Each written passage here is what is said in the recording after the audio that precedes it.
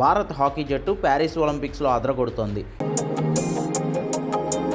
ఉత్సాహంగా ఉల్లాసంగా చదువు సాగాలి, గొప్ప గొప్ప ఉద్యోగాలు సాధించాలి. Vignan deemed to be university.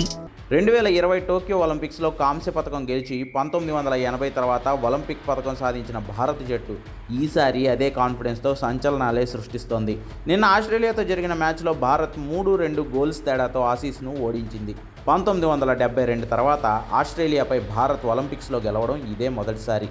భారత జట్టు సమిష్టి కృషితో 52 ఏళ్ల తర్వాత ఒలింపిక్స్లో ఆస్ట్రేలియా మీద గెలిచింది మన team India. Captain Harman Preet Singh 2 goals చేయగా అభిషేక్ ఓ గోల్ కొట్టాడు. ఆస్ట్రేలియా తరపున Thomas Craig and Blake growers చెరో గోల్ చేశారు. చివరి 5 నిమిషాల్లో గోల్ పోస్ట్ మీద అటాక్ చేయడానికి, మ్యాచ్ను డ్రా చేయడానికి ఆస్ట్రేలియా తీవ్రంగా ప్రయత్నించిన మన గోల్ కీపర్ శ్రీజేష్ గోడలా నిలబడి ఆసీస్ కొట్టిన గోల్స్ను అడ్డుకున్నాడు.